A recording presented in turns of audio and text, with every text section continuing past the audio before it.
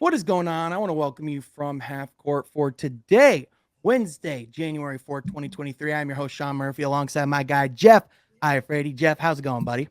It's going good, man. I'm excited. I missed you guys. I've got a lot to talk about today. Previewing the Pistons, the future of the Pistons. I'm excited. Heck yeah, man. Glad to hear it. And also here with my guy, Troy Sergey. Troy, you got to learn how to use a computer, buddy. Why can't we get your microphone to work? Come on, man. Hey, man. At least we're here. We're talking basketball. We got a decent mic going, and went to a Pacers game on Saturday. Got to see how was Kawhi. that?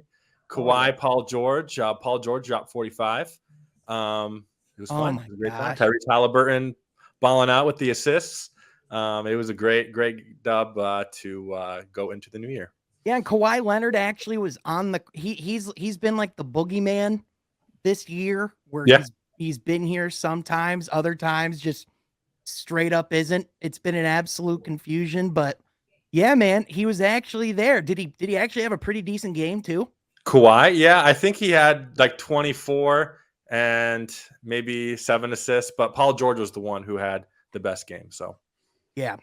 I mean, yeah, Paul George popped off, but ultimately the Pacers were able to pull that one out. Yeah, they didn't need Paul George against us down the stretch, but it's whatever.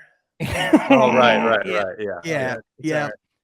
No, they didn't. But hey, at least the Pacers took care of business, eh? But hey, this is from Half Court, where each and every week we cover talk all things NBA basketball. If you like that, be sure you like this video, subscribe to the channel. Be sure that you share and comment down in the comment section down below.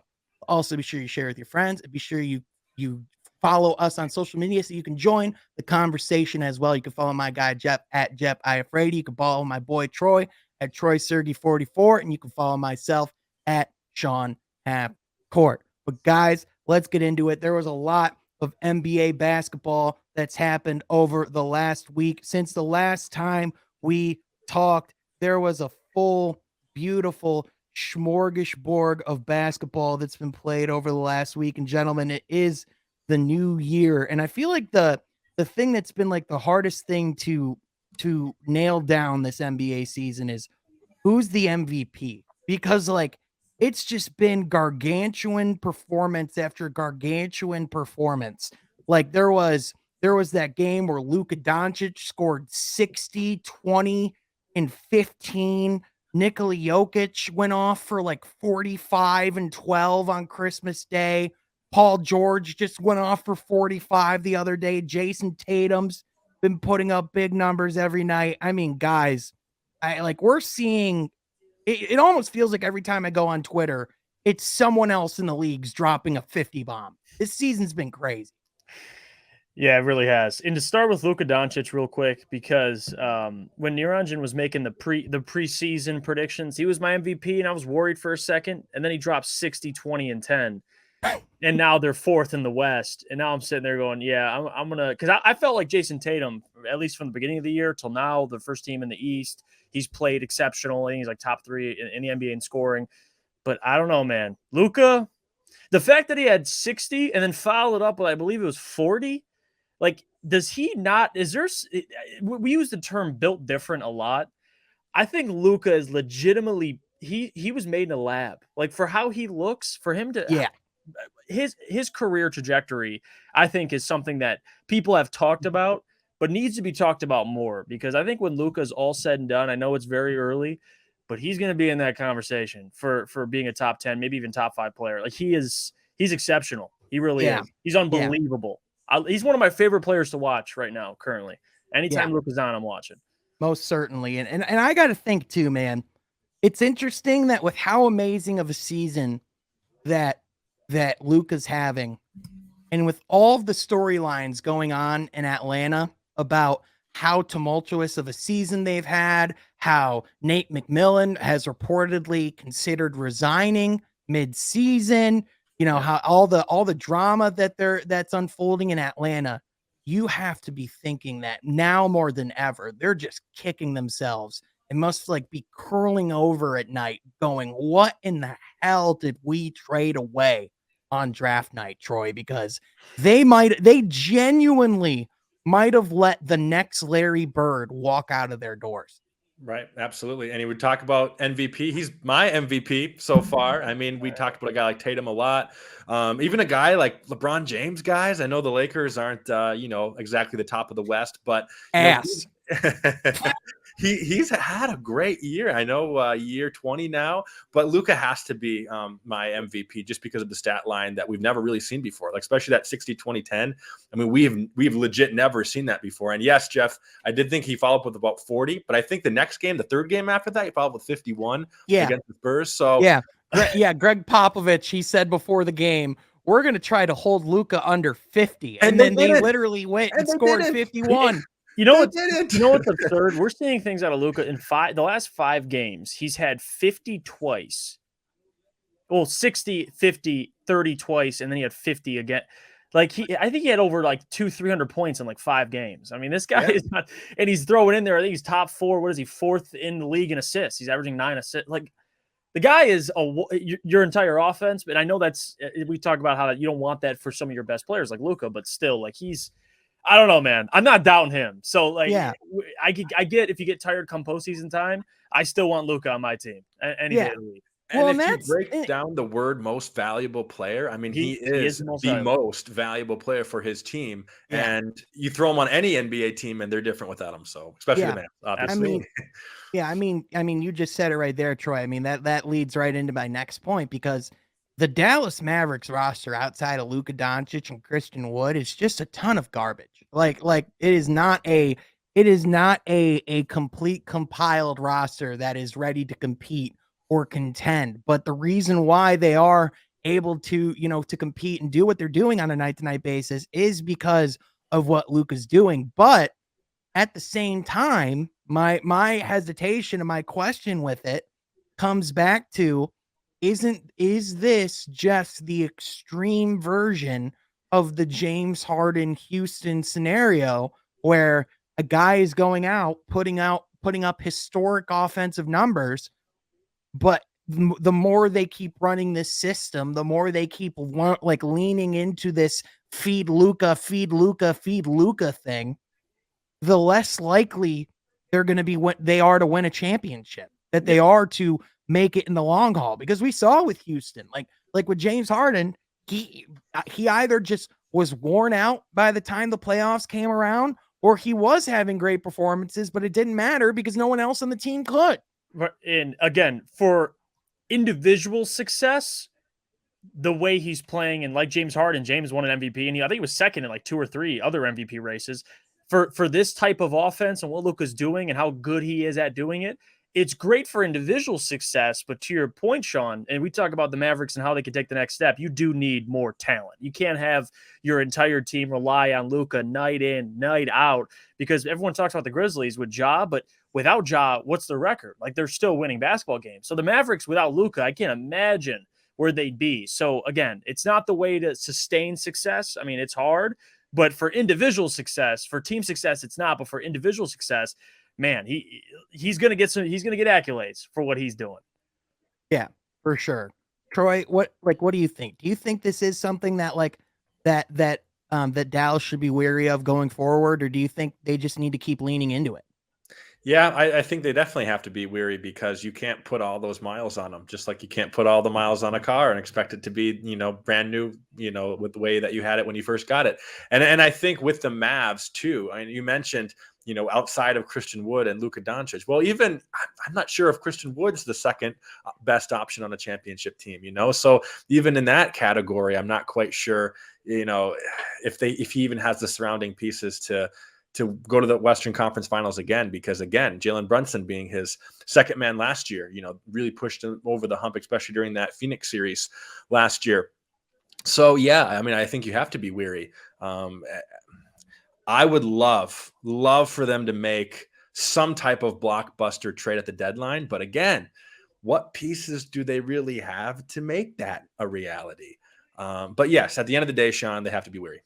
Yeah, for sure. And, I think in the regular season, I think they can definitely still see this type of success. And I think on a night-to-night basis, we've seen that individually guys can, have these amazing, regular season records or bring these teams two amazing regular season performances, but there's a difference between a great regular season team and a great championship team, right?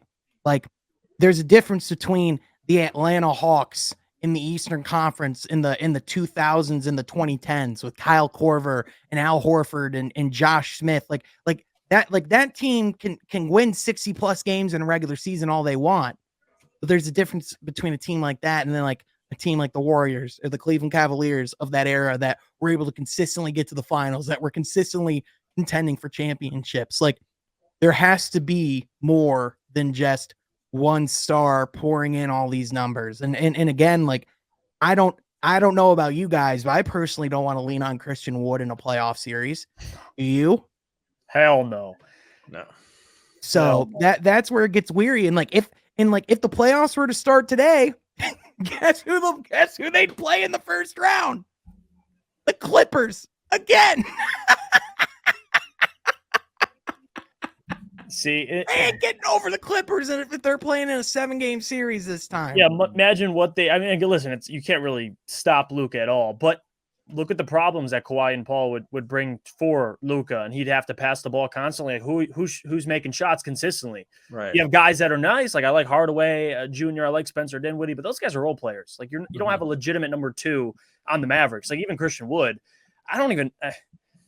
I don't want to be disrespectful. I mean, I would call him a role player, but maybe on a championship team, he's probably a 4th option. I mean, he's not a 3rd or 2nd. He just isn't. So Mavericks in a tough spot. I mean, I think moving forward, you don't want it to end. And obviously right now he's projected he's going to be better than Dirk, obviously, but you don't want to end up with one championship with Luka. I think he's so talented to where if you build a really championship contending team around him, man, Luka could get you a couple of those. He really can. Yeah, for sure. And Jeff, I'll just say it for you, man. Christian Wood is not a starter on a championship team. He is a 6th to 7th man. He's a guy that can come in, give you buckets and spurts, but at the end of the day, he's not much of a defender. He's not much of a guy who's, putting it in on a night-to-night basis. There's a reason why Christian Wood hasn't really found his long-term home. And like it still doesn't even feel like Jason Kidd likes him.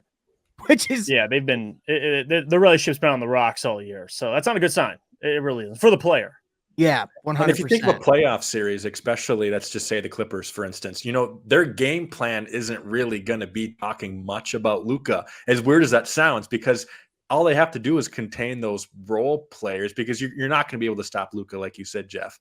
So I just feel like a 7-game series against a team like that, or even a team like a Denver or a team like, of course, Golden State, because it's different too. Because in the playoffs, the teams are game planning for you consistently. Like, it's not the regular season where you're playing Miami one night, Utah, Cleveland. Like it's you uno versus uno. It's your team versus their team. They're going to game plan. They're going to know how to stop, at least slow down Luka. He might put up numbers, but to your point, Troy, they might say, you know what? Christian Wood, Dinwiddie, Hardaway, beat us. Or let's see what you guys can do, because we're not letting Luka beat us. That's a problem. So Mavericks got to fix that. They do. Yeah, for sure. And, I think ultimately they still, I think they still are going to be in a good situation. And listen, that Dallas team, like with Luka, as long as you have Luka Doncic in the long term, you're going to be A-okay. And the fact that he's playing like this, if you're Mark Cuban, you got to feel pretty freaking optimistic, about everything that he's doing. I mean, Luka's literally, you could make a genuine case of Luka's the best player in the world right now. Big time.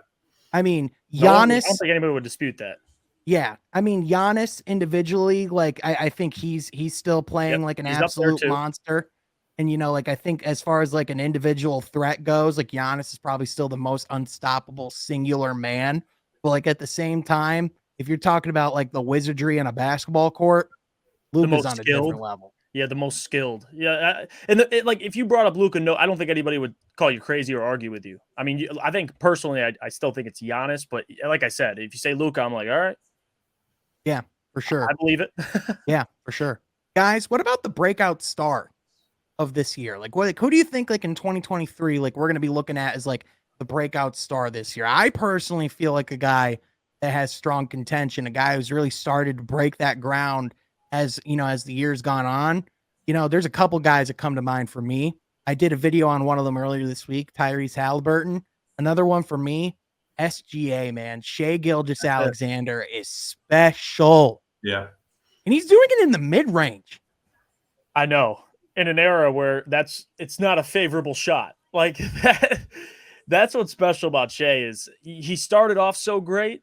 And for me, watching, I'm like, well, this is eventually going to slow down. Like he's not going to keep this. No, we're we near almost halfway through the season. He's still playing well. So again, Shai, even in the without Chad and the opportunity he has in Oklahoma, he's taking advantage of it, man. He's balling. He really is. He's taking that next step in his career.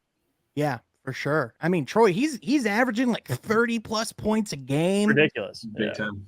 Yeah. He's going to be mine too.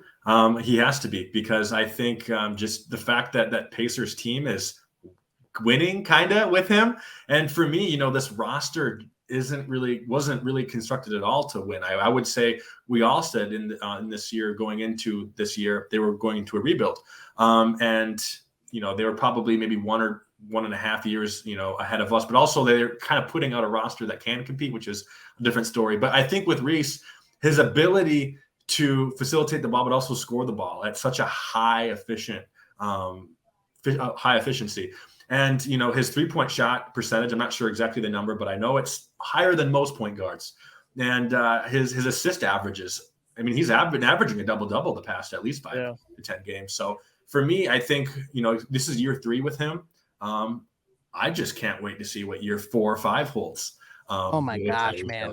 So. And you know what's great about Tyrese too is that narrative for players coming out of college that spend an extra year or two in college. I think people get, well, I could take a player that's younger. With Tyrese, he came in very molded, and you see his game still developing. Like that's the most impressive thing is like, hey, if the guy's got talent, he's got talent. And Tyrese Halliburton, man, he's a future all-star. He's balling. He's a walking double-double. To your point. Yeah, Troy. According to Clean the Glass, Tyrese Halliburton is shooting 41% from 3, which is in the 83rd percentile. Right. Again, yeah. I mean, when the ball, he has such a weird stroke too, but when he leaves his hands too, and I think the Pacers do a good job of creating those open shots for him. But he's been taking some deep threes too, and he's been making those too. So he's kind of really his own different star in the making, and I'm really looking forward to seeing what he can do in the next few years. Yeah, man. But his passing is really what makes him. I mean, the 10 plus assists. I mean, every single night. I mean, the passing. I mean, guys, Halliburton is he is the epitome of what you want. What you want a modern point guard to be. Yep. Like if we talk about why we're excited about Cade Cunningham, it's because he appears that he can be an upper scaled version of what Tyrese is doing. Right. That's the thing that's exciting. And, it's crazy because you look at that team, we were talking about Troy going into this year, how that team was going to be, one of the we were, talking about them being a bottom 3 seed in the East, how they were going to be in the Victor Wembanyama sweepstakes. Yeah. They have a better record than the Miami Heat. Yeah. They have a better record than the New York Knicks. They have a better record than the Atlanta Hawks. They have a better record than the Toronto Raptors. If you would have told me that was going to be the case going into this season, I would have thought you were bonkers. And it has to do with the guy we just talked about. Exactly. Yeah. But also on top of that, though, to their credit, the thing that's incredibly impressive, and again, I never thought I'd be talking this much about the Pacers this year, but here we are. Guys, it's not just the fact that they have Tyrese, it's Benedict Mathurin, it's guys like Chris Duarte, Andrew Nembhard. They just have guys all up and down their roster who play incredibly hard basketball, who can shoot the basketball, and that can play on both ends. They just have a fun team that plays hard. Yeah. Yeah, and they run up and down the court. I mean, Buddy Hield, he had one of the quickest 3-pointers I think I've ever seen in my time watching basketball. They have guys that can run and gun, and you're basing your offense around Tyrese Halliburton, who's really, I mean, you talk about weaknesses. This guy's efficient in every area, wherever it is. And he, like I said before, and like Troy alluded to, he's walking defensively. But if he's trying, he has the capability to be good on that end. Right. And even defensively, early on in his career, and I know he's still young, I'm saying early on, but when he was first drafted, he was a great defender. So he's capable for Tyrese. So again, you're building your offense around a guy like that. He's dynamic. He's fun to watch. And he's just super efficient. I think that's the number one thing when I think of Tyrese is his efficiency. It's unbelievable. Yeah. And his team loves him. They love having him. They love there. his dad too. You see his dad coaching up buddy, telling him, just shoot that thing, man. Yeah. Just shoot the ball. Well, and then you throw in the fact too that they have Rick Carlisle. You know, like the fact that they have a guy who's one of the best coaches in the NBA. And even though like the Pacers, they were in that kind of like, you know, that limbo area that the Pistons were for a while, the fact that they were able to immediately get out of that limbo area and now have a franchise cornerstone piece and they're winning. And Rick Carlisle was familiar with a tall point guard who can do multiple things and score the basketball. Yeah. You know what I mean? Like Luka Doncic. So there's that some of that experience. He's comfortable with Tyrese, and he's man, his development's been fun to watch. Sacramento, I know it's funny because they trade him away and they draft Mitchell, and Mitchell's like a role player. Hey, listen, he's nice, but gave away Tyrese. Well, they drafted Mitchell before they traded Halliburton, which makes things even crazier. I guess, they decided their future guard would. But at the end of the day, they bonus. wanted to make their franchise around Fox. But I don't care what you say about Aaron Fox. Like Tyrese Halliburton's who I would want my franchise being focused on. Well, and like that's the thing. Like De'Aaron Fox has been able to like spread. Like I think both Fox and Halliburton have been able to spread their wings and have really been able to take next steps in their career. But like with all due respect to Fox, like as good as Fox has looked, I think Tyrese, like I like as the title of the video I released earlier this week said, I think Tyrese Halliburton's a future MVP. Like I think in the next few years they're going to be talking about Tyrese Halliburton being an MVP candidate.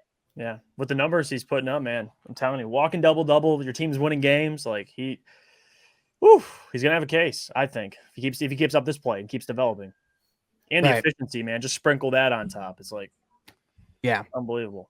Yeah, 100%, man. And you know, it's and I know people get all contestant because it's like, you know, we drafted right before the Pacers, so it's like, you know, the Jaden Ivey, Benedict Mathurin thing. People are going to be comparing them forever. People are going to be comparing, you know, like Pistons fans are going to be comparing Killian to Tyrese Halliburton forever. But I mean, listen, man, we have Killian playing as well as he is, and we have Cade Cunningham to go alongside that.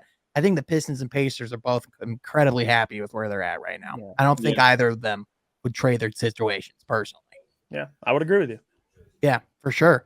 And, you know, looking at teams, let's talk about let's talk about what teams 2023 would you want to have the least? Like going into this year, looking at the outlook of what their overall year and beyond has for them, right? What team would you want to be in the shoes of least? It's easy. We talked about it last week, the Washington Wizards. I mean, do you guys want to be Washington Wizards right now? I'm going to say the Los Angeles Lakers, baby, because that situation, my goodness. Hey, I don't know, man. I got something to say about Minnesota because there you go. I like how all three of us have different answers, but all three of us are right. So I mean, guys, we keep crapping on Rudy Gobert, and I don't want to just be crapping on this Rudy Gobert trade all the time. No, we're at a point where Naz Reid's outplaying Rudy Gobert. We flat out, like there was a quote that was said by Naz Reid, shared with the media that said, "We know what the problem is. We all know what it is. Everyone knows what it is, but we're gonna keep that in house." So they're like, "Yep, we know what's going on. You know, we're not gonna say it, but we know, guys. If there's smoke with Rudy, everywhere he goes, there's fire." I know. And it's funny because he said the quote. I don't know what the exact quote was. I could misconstrue his words a little bit, but he said he's not worried about what the fans view his value as. I look to the players and coaches because they know my value. Well, apparently not even the players do. So Rudy was brought there to block shots, and they gave up, I forget, it was about a week ago they played a game. They gave up a ton of points in the paint. I'm like, what is Rudy's job exactly? I'm confused. He's still, if you were to look if you were to look at his ability to deter shots at the rim, if you were to look at all those statistics from deterrence, field goal percentage, all those things, they would still say that Rudy Gobert is still a really good defensive big, which of course he's going to still be a good defensive big. But if you're not dominant like he was, where he's like getting blocked shots, where he's affecting things in that way, like if you're not like, if you're a rim protector that can't block shots, like he's literally averaging the least amount of blocks since his rookie year. Hey, and keep going, Sean. And you're an offensive liability. You can't guard very well against smaller guards. I mean, it's just a lot of things wrong with Rudy. You watch him play basketball. He's not worth $30+ million. It ended up being about 6 or 7 first-round picks that they gave up when you throw in swaps. Like the first-round pick that they made this year that they threw in the trade as well. Like it is. Oh my gosh, man! Timberwolves can make an argument they'd rather have Walker Kessler as their starting center, the first-round pick who's in Utah playing pretty well. So I don't know. What do you want me to do? But let's put ourselves in the Timberwolves' shoes moving forward. Okay, we can't change the past. We can't change the signing.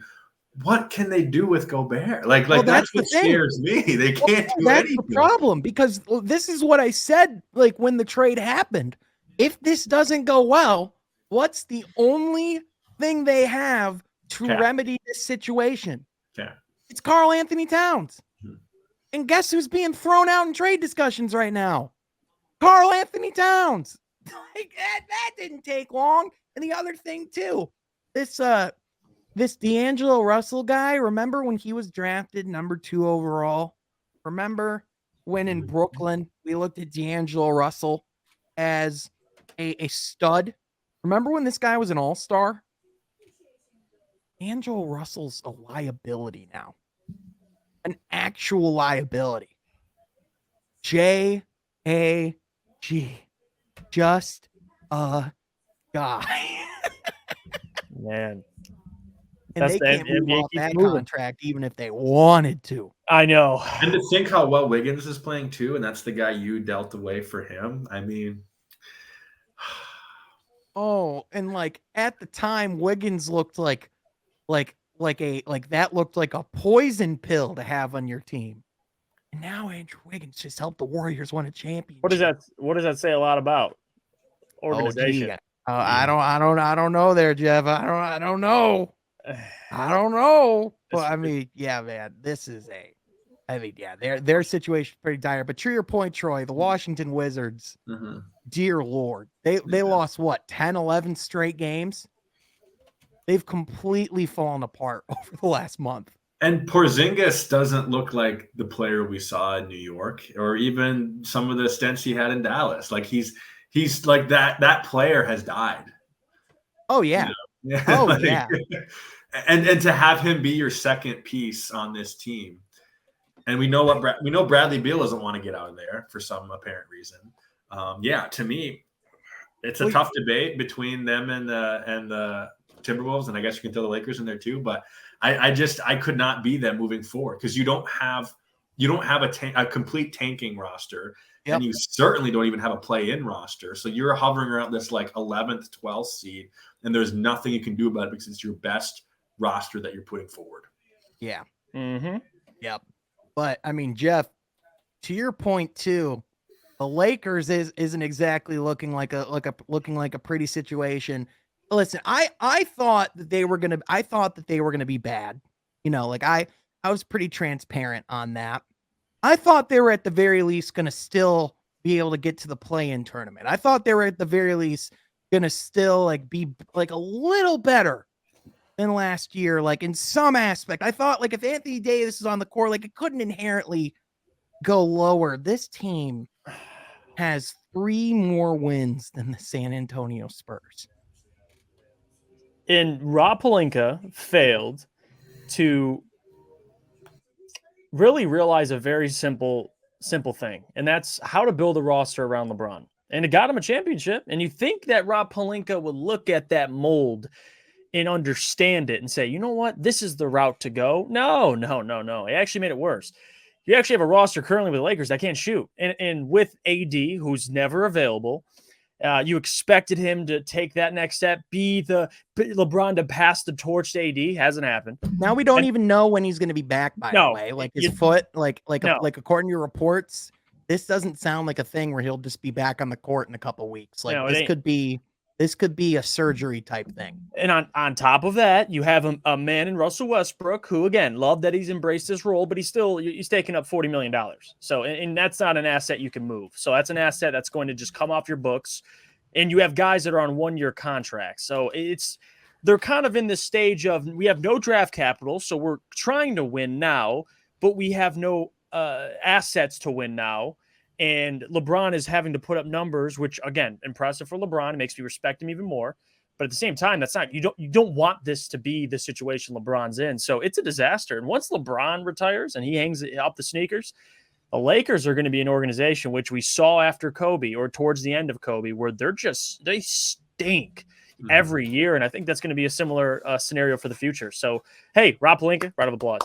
Good job. This shouldn't be how LeBron ends his last couple of years. I mean, if you think about it, yeah, they won in 2020 in the bubble, but they could have run it back first, but they could have put even more winnable assets around him, not Russell Westbrook assets around him, But it is also important to remember, though, guys, that this is the same LeBron James who went to Rob Pelinka's office and said, "Get me Russ."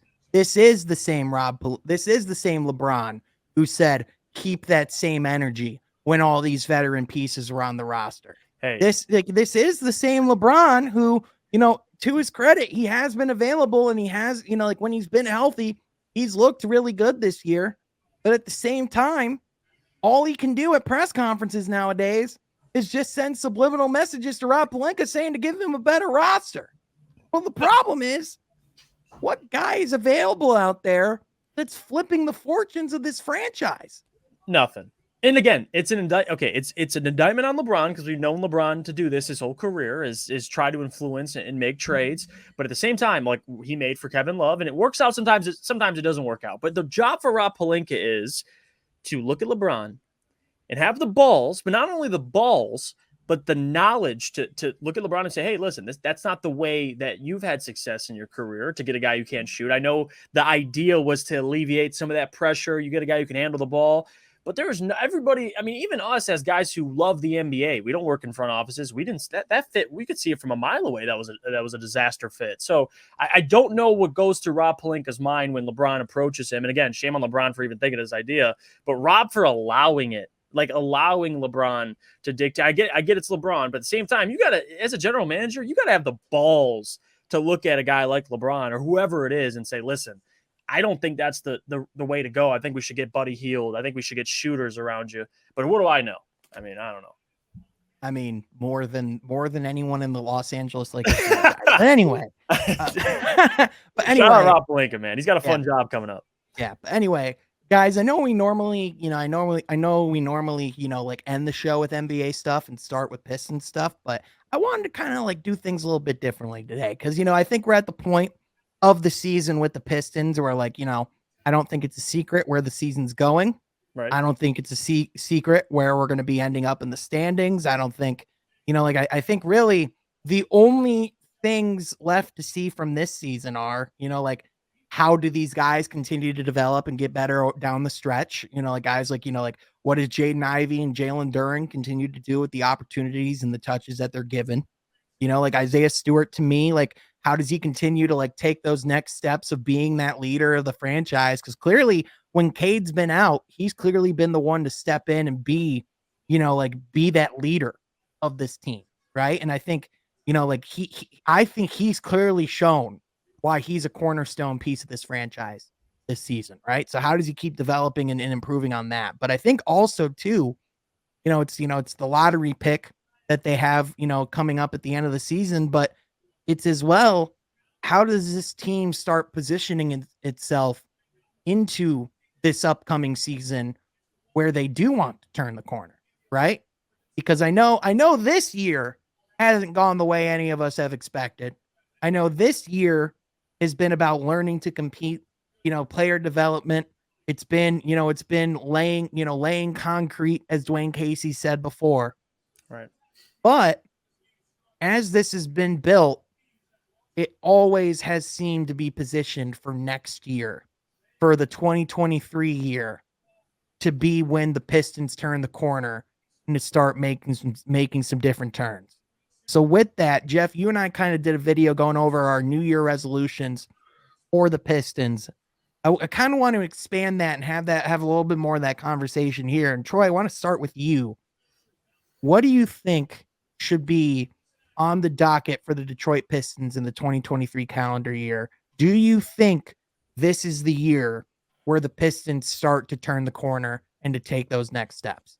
I really hope so. It's hard to, sit here another year, I guess a year 4 of the Troy Weaver rebuild and saying, nope, not going to be the year. We're going to get Cade Cunningham back in the fall.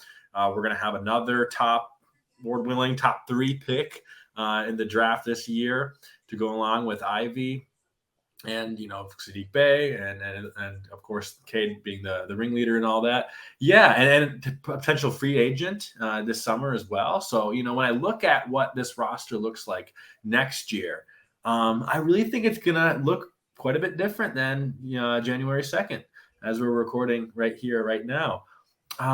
Yeah, I mean, it has to be. I just can't argue no with this because of knowing who we're gonna not exactly who we're going to pick this summer, but quality of talent that's going to be available. The quality of talent is going to be available in the draft, but also I really think Troy Weaver is going to land a good free agent that's going to make us go, wow. Or if not, somehow move some pieces around and get a player in a trade via trade that we're like, wow, didn't see that one coming. So to know that there's a good chance of all of this going to happen and to know what we're going to be putting out come October 2023, knowing that Cade Cunningham will be as healthy can be. Yeah, Sean, 2023, in my opinion, has to be the year where we see things turning around. Yeah, I mean, because Jeff, when you look at rebuilds that, like where you go, okay, what's going on here? And you start asking, like when you start scratching your head and asking questions, like, again, people come to me all the time and go, all right, well, what are the things you want to be seeing that are a problem? What are the red flags you want to be looking out for?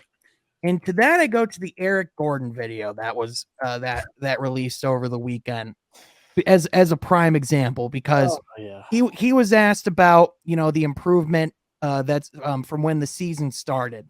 And I want to share Eric Gordon's response, because when we talk about things you don't want to see in a rebuilding team, this is what you want to see. Are you seeing the improvement that you thought you would see when the season started? There's no improvement. There's no improvement. And he said it with no hesitation, nonchalant, blank stare right in the face. This is a guy who's been in the organization for years. There's no improvement. Yeah. Nothing's happening. Yeah. He's clearly dejected. Yeah. Right? Whereas on the Pistons bench, even and mind you, this is a Houston Rockets team who has all of their young talent on the court. But the Pistons, Cade Cunningham, their franchise player, out for the season, they're still fighting like hell. Like, those are the things that you want to see, right? Some competitive losses too. But also, yeah, some competitive losses, but also even the flashes of brilliance and the flashes of how these guys can be stars in the league, right? I mean, we've seen like what Jalen Duren can be, right? We've seen what Jaden Ivey can be. We're starting to see what Isaiah Stewart can be. Yeah. I mean, guys, really all it is they just need some more talent. They need some room to operate. And this is the year where they're getting both of that. Yeah. Yeah. And again, more than that, you're seeing guys that can fit and can play together. And that was always my big question with the Rockets and what they want moving forward. Because when we made the video, the one thing I did mention, and I think most general managers look at their team like this. When you look at your roster, Troy Weaver is evaluating who's going to be here when we're contending, right? Who's the guys you're going to want to keep and what guys can play together? How does the fit work? Right now, that's what they're doing. Like, this is like pre-Cavalier, pre-Donovan Mitchell. They had Sexton, they had Garland, they get Evan Mobley, and they're kind of figuring out, okay, who's the guys that get Jared Allen before that? Who's the guys that we want here long term? Well, he figured it out. Obviously, they wanted Garland. They traded away Sexton. They acquired Donovan Mitchell. That's kind of the Pistons right now with their stage. They're seeing how guys fit. Now you have Duren and Stewart in your front court. Is that something that you can see down the line being a real thing, which obviously with what you've seen, you could say it's encouraging. So that's kind of the process the Pistons are at right now. So to talk about next season, you're going to see a lot of player development, and that's kind of the thing we're going to keep harping on is the players improving, because you really don't know what kind of steps these guys are going to take. And it's another thing that Troy hit on, which is getting a star, but not just in free agency, because our general manager, Troy Weaver, has been excelling in trades. So you don't really know what's going to be, what star is going to ask out, what star is going to be unhappy with their current team. And when that star that you see as a great fit with the Detroit Pistons, it comes out and teams are inquiring about him, man, it's hard not to trust Troy in those situations given what he's done previously. So the future is very bright. And right now you're seeing young players, but you're seeing young players that have a chance to play here long term. And that's kind of what they're figuring out at the moment. So I personally, from a player development standpoint, it's been positive. And I know defensively they've been bad, but you can't say they aren't improving. So again, unlike Eric Gordon, who clearly needs a life preserver because he's over there drowning. I feel bad for my man, Eric Gordon. With the Pistons, you don't hear a peep, because they understand, they like the direction they're moving. And that should be an encouraging sign for fans. That a Rodney Magruder hasn't said, yeah, this team, I mean, we're going backwards. There hasn't been a single player. If anything, they've had Dwane's back when players have been asked about it. So that's a positive thing in my eyes, Sean. Yeah, especially improvement that we've seen from Killian Hayes and Isaiah Stewart on the offensive end. That stuff to me shows that the coaching is certainly invested in the players, and the players have bought into the program that the coaches have established and the culture that is around them. So right. Exactly. Because if there were going to be the days where there is going to be dysfunction, where there is going to be disorder, where there is going to be questioning, and there is going to be those types of things, it's right now, right? It's like it's in the midst of the dark days. It's in the midst of the days where you're saying, hey man, like this is just rough, and like it's those types of days where you have to like push through and endure, and you have to like really you have to really trust in the process and lean into what you're doing for it to come out and be better on the other end. And I think that's what you've seen like this team like committing to doing. And I think, obviously like it is a thing of it's not only are they like, should they be in a position to, because of like the salary cap work that they've done for all of it to line up to now, not only, should it be because of the talent that they have acquired, but also, I mean, part of it is too, guys, part of it is it's time, right? Like part of it is like the patience of the restoration and like doing the work like they've done over the last few years, a lot of the patient, slow work that they've needed to do. But now they're going to have the options. Now they're going to have, the wealth of options and free agency in the trade market. But also, I mean, at the true peak of what this would be, you're going to have generational talent to choose from at almost any pick they're going to get at this upcoming draft. Whether it's Victor Wembanyama, Scoot Henderson, Amin Thompson, Brandon Miller, like there are so many guys in this class that can come in and be good immediately. Mm-hmm. And if there's anyone I trust picking from that class, it's Troy Weaver. Yeah, I've never been less stressed about the lottery odds in my life. So again, that's an encouraging thing. And Troy, I mentioned this too in the video that people, when and I'm not going to name names, but I've had conversations with different people and bringing up the draft. It's like, oh, well, you're bringing in another young player. What does that do? It sets back your rebuild, yada, yada, yada.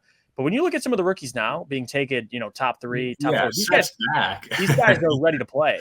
Like, you don't have to wait on some of these guys. So I think people kind of get lost with that. I mean, yeah, some players do need developing, but you can get a Paolo Banchero or so on and so forth. Guys, Luka Doncic now, he's a rarity, but still it's possible. Like Scotty Barnes. Scotty Barnes is a great one. Came in a pro already. Like that's the things you can find in the draft. So to me, throw that in with free agency.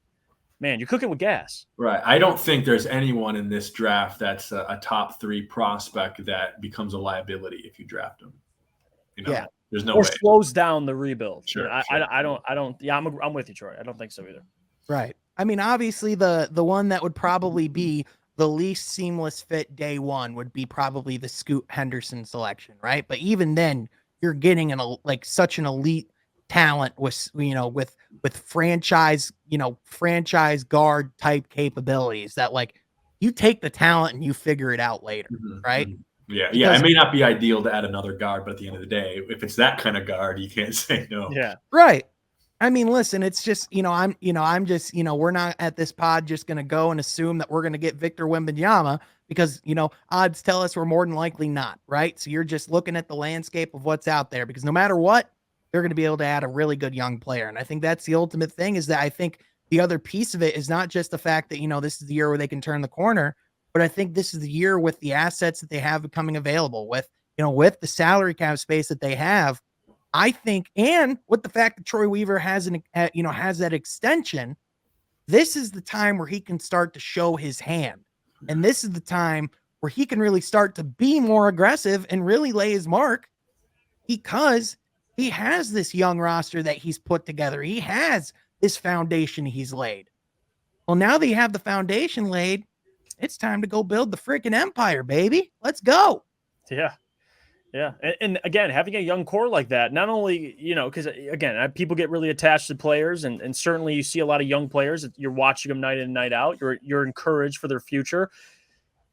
I don't know. I think with this team currently, as much as exciting it is for how much talent they have, it's also exciting. And I don't know if people look at this in a bad way or a good way, that some of these young players can be dealt. And I'm telling you, teams are going to be calling up Troy saying, hey, what's City Bay's availability? Obviously with assets, but what about Killian Hayes? Like guys that, for Killian especially, you didn't think there was value before this season. He's really, turned his career around, you could argue, with what the opportunity he's been given with Cade out. So a lot of assets. And Troy, whether you keep him or not, Troy's going to be able to maneuver, have that flexibility with this young roster. So, hey, he's the captain. He's driving the boat. Yeah, I mean, I think what you're really touching on there, Jeff, is he has options. Like he has a levity of options. And so, even though, again, like this year hasn't been, everything that we've wanted it to be, even though, like 2022, was a year of highs and lows. It was a year where they got better, man. It was a year where, we added even more young talent to this, to this young core. And I truly believe 2023, like the Pistons have already started to make some noise and to make some ripples and are turning heads in the NBA world. But now the opportunity to go get, like your one last swing at the lottery in the highest value lottery that we've seen in the league in the past 20 years and all this young talent and salary cap space and the levity of talent that's going to be available in free agency in the trade markets. Like I'm telling you, man, it is going to be a good time to be a Detroit basketball fan, especially with Cade Cunningham coming back fully healthy, having a full summer to train and to be ready to go. I'm telling you, man, it's going to be a good year for basketball. I really think so. Not just to be an NBA fan, but damn it, to be a Pistons fan as well. It's going to be good. But Jeff, I want to come to you today, my friend. Last week, I believe, were we firing coaches last week? Trading players. We were trading players last week. That's right. What are we doing this week, Jeff? Oh, we're firing some sons of bitches. You know how we're doing. We're firing some sons of bitches. I like it. So I got two names for you fellas. All right. So, and you kind of already alluded to the first one earlier in the show, and I know the news has come out, but Nate McMillan with the Atlanta Hawks this year. And again, coach was brought in. He's an interim head coach. It seemed to be, at least I was excited. I like Nate McMillan. I love what he did in Indiana. I think he has a history of actually, not only making the playoffs, but players like him. But not all players, though. Trae Young don't like him, apparently. And I don't know if Trae Young, I don't know if he's in that conversation now with Coach Killer, whatever it may be. But if you're the Atlanta Hawks GM and there's some turmoil going on, what are you doing with Nate McMillan? Are you firing him or are you keeping him and letting him figure it out? Well, all right. So let's start with this. Let's say Nate McMillan does get let go. Is this the second or third coach that Trae Young's gotten fired now? Second. It'd be the second. Like at some point, when is it the player's problem? When is it the player's onus? Like everything that we've heard about the Nate McMillan situation in Atlanta was, about how he had problems with Trae Young not being at shoot around and not being ready to go for, like, it's not like just shoot around, like going to shoot arounds, like just nothing. It's not like you're just going there to put up balls. Like that's walkthrough. Like that's Right. that's the equivalent of like an NFL walkthrough. That's like film session. Like there's a lot of things that could be done there, right? So like, and in addition, when you look at the fact that like a lot of the problems with the Hawks this year, I don't really feel like are from a coaching standpoint. Trae Young's shooting the worst he's shot in his career. Mm-hmm. I'm sorry. Is Nate McMillan the one out there putting the ball in the net? Like he's putting the ball in his star's hands and he's not producing. So I didn't like, I maybe like, I thought that the extension at the time was maybe a little too long. And I thought they were maybe a little overly confident in their Eastern Conference Finals run. So like, I don't know if he was maybe like the solution that they thought he was in the first place, but he's by no means the problem in Atlanta. The problem's with their franchise player because he's got to figure it out, man. He just does. Yeah, I'm there with you guys. I think something that we also have to look at is, that conference finals run back in the 2021 season. Nate McMillan had a lot to do with that. Yeah, that was one of the most peak Trae Young performances we've seen to this date. But, I think with that team, especially even the way Clint Capella was able to step out of his range there, clashing the boards, but also scoring around the rim that whole playoff. I just feel like he had a lot to do with that as far as X's and O's, really stopping down Ben Simmons on a defensive end that playoff series. I feel like again, like Sean said, he's not the problem. He's actually something that the Hawks have been able to have success with. Well, so when he took over, took over that year was when their record flipped, was when their fortunes turned. So clearly it's not like, there's not a coaching issue here. Like there's, when you look at the wealth of talent that's on this team, like they have enough to be competing. Right. And if there's clearly like continued problems with whoever the coach is in that seat with the franchise player, who's the commonality? Like at a certain point, the problem's the person, like the problem's the player. Like we can blame the coach all we want, but at a certain point, man. And I'm still not there fully to try to trade Young at this point. I would still say work it out. I'm not saying trade Trae Young. I'm not saying fire Trae. What I'm saying is he needs to grow up. Sure. That, like he's at the point in his career, like certain guys coming into the league and are franchise talents. They're not franchise players yet. They're not franchise people. Like Cade Cunningham is a guy that came in and was ready to bear the responsibilities of a franchise day one. Right. Like Trae Young wants he clearly wants, like all the power and all of the, the touches and everything that comes with being the top player. But it's clear that there's something there with not wanting the responsibility and not wanting the leadership and, and not being willing to take a step back. And this DeJounte Murray, Trae Young pairing, in order for it to truly be what it needs to be, requires sacrifice from Trae Young. It almost feels like he has the ball in his hands more. Yeah. Yeah. And two things too, when you talk about franchise players, leadership, big one. And I know Trae Young's been in a couple situations in his career. I mean, even this year, the reporter asking him, why weren't you on the bench? And obviously it's his right. He doesn't have to release that information, but something's off in Atlanta, and I don't really know where to point it. I wouldn't say it's Nate McMillan. I would more so say, I would agree with you guys, it's probably a more so Trae Young. Like, you're the franchise player. DeJounte Murray, he's a professional. I don't know how much fault Trae Young has to do with this, but hey, two head coaches. Nate McMillan's made the playoffs in both his years. I ain't looking at Nate McMillan. I'm letting him figure it out. So unless you're just bowing down to your franchise player, you want to make him happy, then you fire him. But I don't agree if that's the decision they go with. I mean, three coaches, you need consistency at some point. I mean, what are we doing here? I mean, when you're number one, franchise player whose strength is perimeter shooting, when he's shooting when his 3-point percentage is in the 19th percentile, there's a problem. Like when he is shooting 31% from three, That's wrong. That's a red flag on a lot of attempts. Exactly. And like his usage rate, it went down from, and this is according to Clean Glass, great service by the way. His usage rate for like with getting DeJounte Murray on the roster, it went down from 39% to 37.9%. So it didn't change. Is really it. So part of that you can say is on coaching too. Maybe, you know, like you can maybe say like the system that they're running, a lot of high pick and roll with Trae Young. Like maybe you can say some of that is coaching and they have to figure something out because part of what, like, because they've been clearly trying, like they've been saying we want to build Warriors East around Trae Young. Like that's what they want to do, right? Is have like a Warriors-esque roster.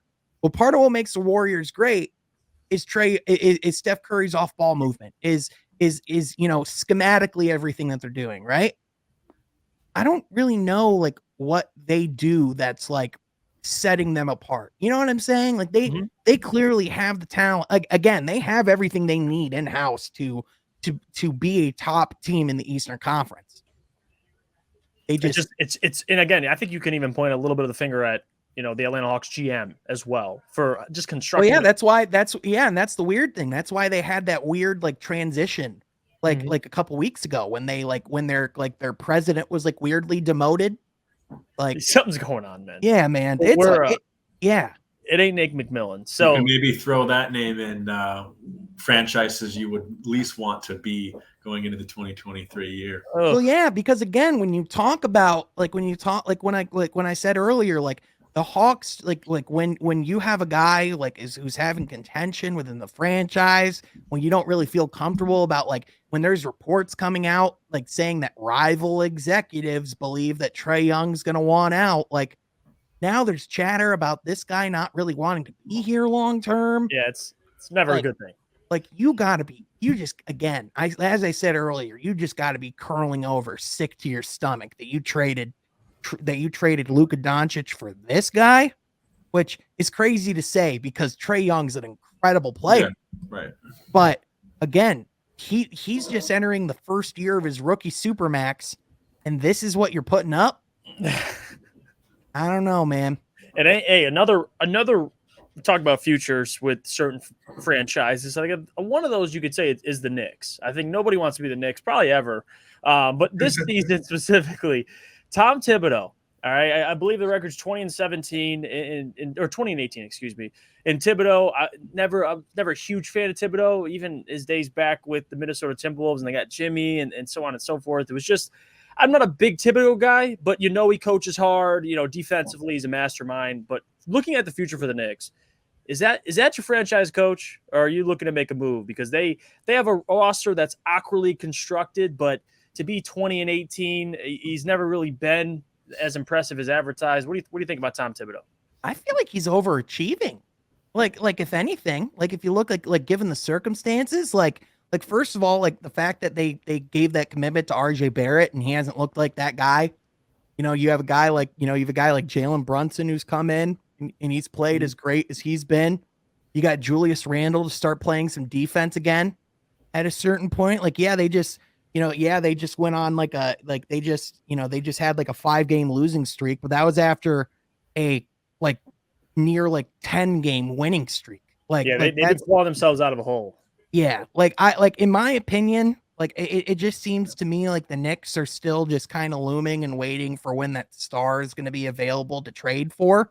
But in the interim, I don't know if I can say that it's kind of a similar thing with the Hawks, where it's to your point, I don't know if Tibbs is the long-term coach, for the Knicks, but I would say that Tibbs has the Knicks at functioning at their highest level that they have in a while. This is the most organized they've looked in 10 years. Even though they're still directionless and just kind of we're just here and we just put a roster out just because, you know what I mean?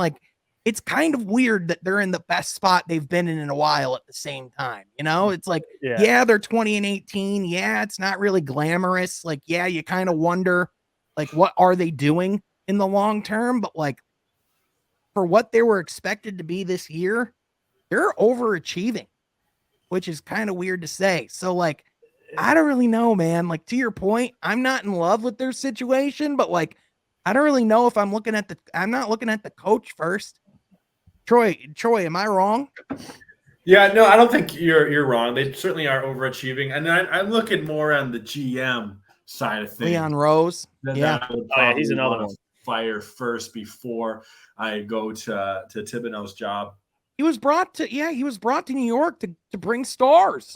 And that has not happened. Hey, Jalen Brunson. And we talked a lot. This is actually before the podcast, but like Sean and I, we talked about, in college how, both New York teams, Knicks and Nets, were very much shopping KD when he left the Warriors and he went to the other New York team, right? I mean, that just says everything about their luck with landing free agents. And I think they've had the perspective of, oh, we're New York, we're the Big Apple, stars are going to come here.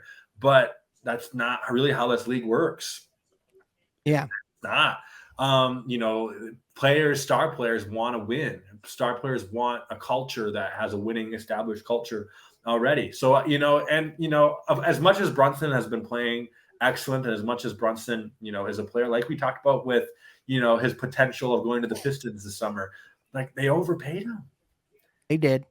They did. But to his credit though, he's been one of their best players this year. Like he's, they've gotten what they've paid for so far. Like, even though we would have probably said that this summer, we would have said that Brunson would probably be their number one or number two option. Right. Yeah. But again, but that's just the problem though, is if he is your number one or number two option, it's the ceiling. You're right. But that comes back to Leon Rose where, Donovan Mitchell, they almost supposedly that almost was done. But even let's say that deal happened. What would they have had left to be competitive this year? Mm-hmm. What would they have had as far as depth goes? If they had to trade a guy like Mitchell Robinson in that trade, if they had to give up all the, Obi Toppin and all these guys, like RJ Barrett to make this deal happen and to get a star in your building, are you even doing something that's worth, are you even gonna have a team to make that trade worthwhile at the end of it? Isn't that just going to be the Carmelo situation all over again? To where you go to get the star and then you forget about the fact that you need other guys than a star too. Yeah.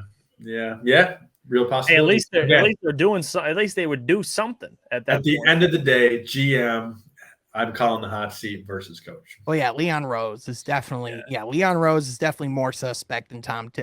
Listen, man, Tibbs he's the anomaly. He's the guy that you always are kind of is he good? Because sometimes he's great, sometimes he leaves you scratching your head.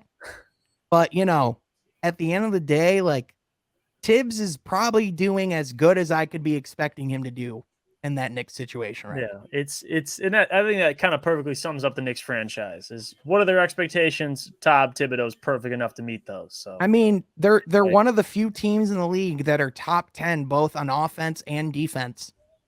So that's something. There you go. I wonder if they got banners for that. And that's gonna have to be because they're not getting banners for anything else. Those are your two coaches today. I like it. We only fired one of them. Or actually, no, none of them. So this is interesting. Yeah. Well, hey, don't you worry. There's going to be a levity of guys to be fired out there. I have a feeling. I have a feeling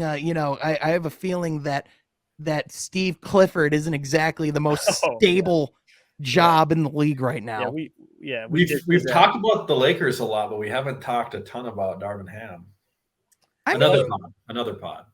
Yeah. Darvin, but again though, if you bring Darvin Ham to come and change that mentality, and at the beginning of the year, he did have him defending and playing hard. It's just it's what kind of ingredients are you giving the cook here? You know what I mean? What you're giving them, it's a bad situation for Darvin Ham, but still, you don't have AD, you have 39-year-old LeBron. It's a tough one for him, but it's hard to evaluate Darvin Ham with the roster he currently has. It's kind of, right. Yeah. He doesn't have young talent. Though, is what I'm getting at. Yeah, no, we're good. Rob Pelinka, clearly that's the problem. Yeah, for sure. That's the problem. But guys, you know what time it is. It is time to take a venture down to from Mount Rushmore. Troy, what do you got for us this week? Well, last week we did most overrated players of all time, Mount Rushmore. So I think this week is the obvious most underrated players of all time on the Mount Rushmore.